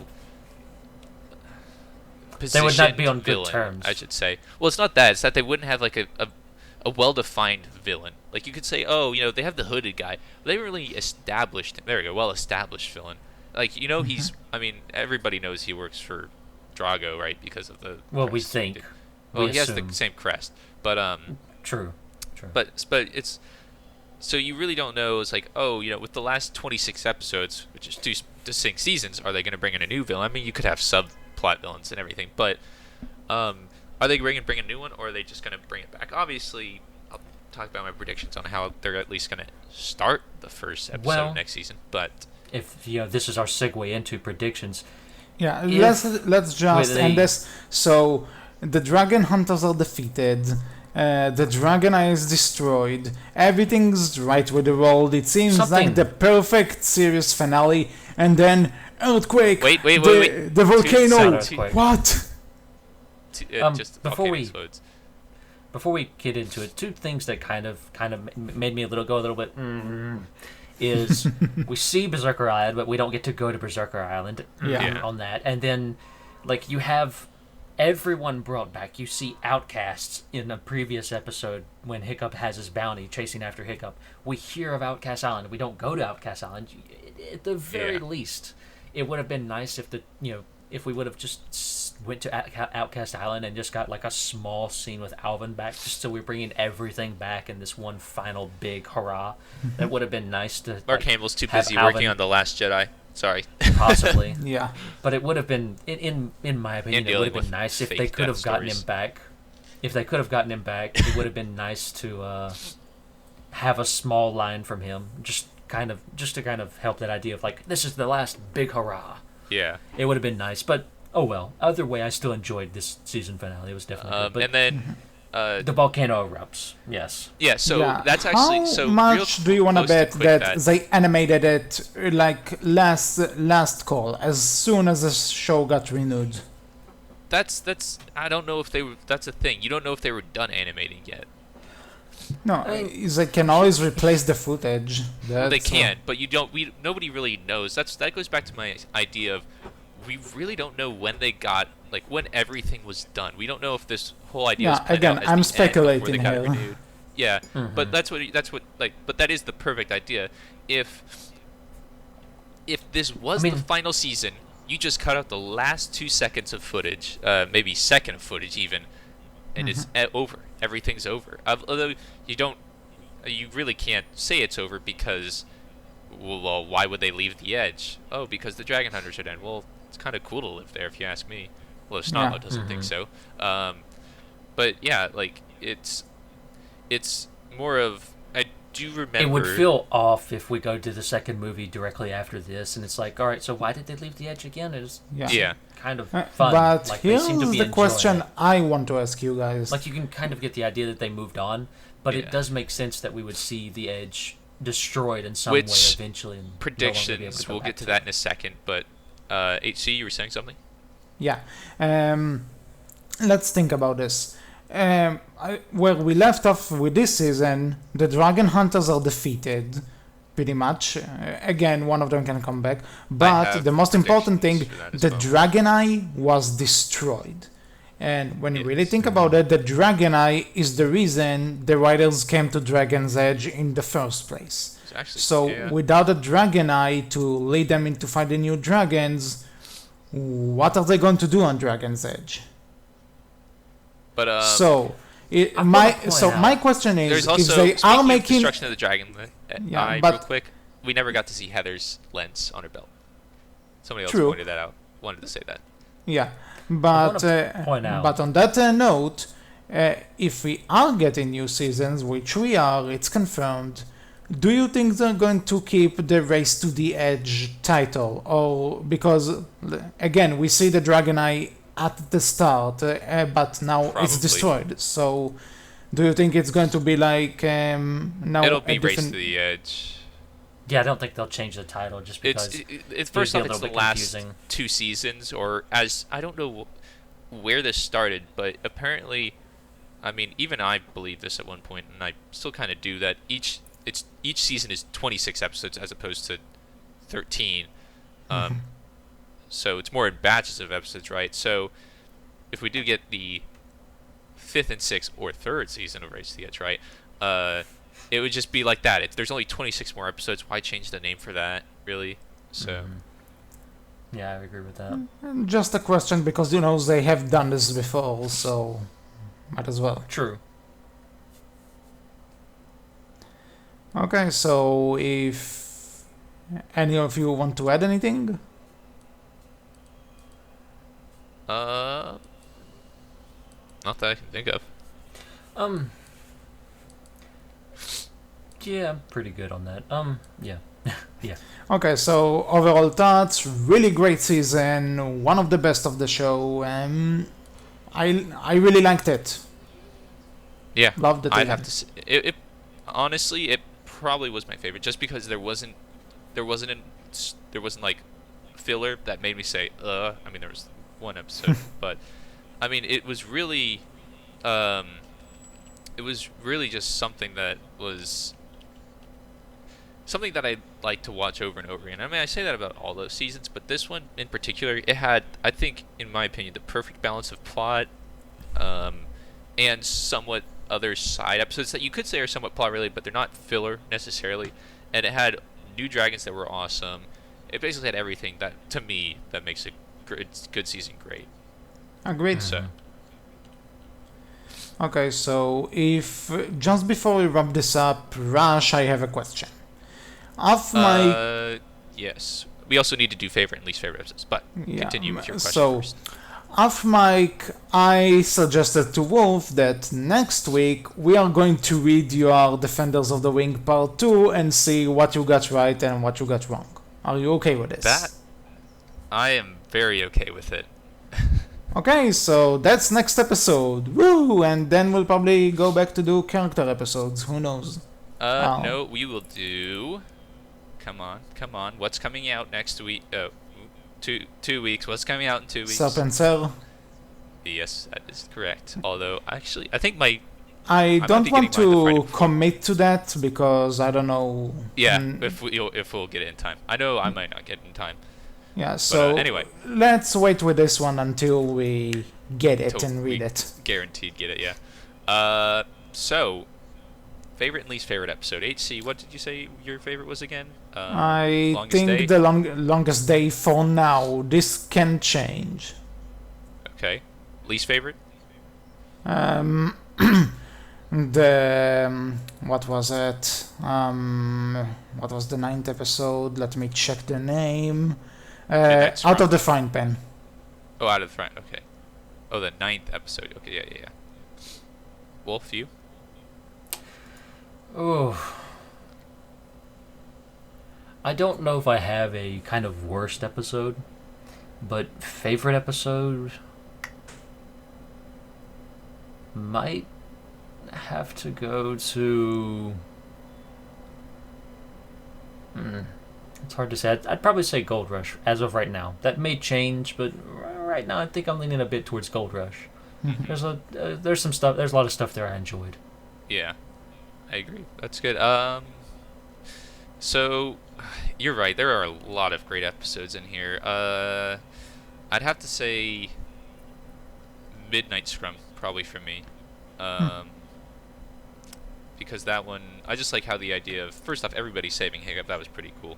And then also just the conflict around that, everything just revolves around Hiccup. That conflict there, the hooded man, everybody trying to take him to Vigo, though they only take him to Riker to get played like fools. Least favorite, now I say least favorite, not most hated, because it is, all of them are great. As funny as it is, I have to say Gruff Around the Edges, but it is not a hated episode whatsoever. It is, let's just say on the list of every single episode. Oh God, ooh, that could be a question for next next episode. What's your favorite episode ever?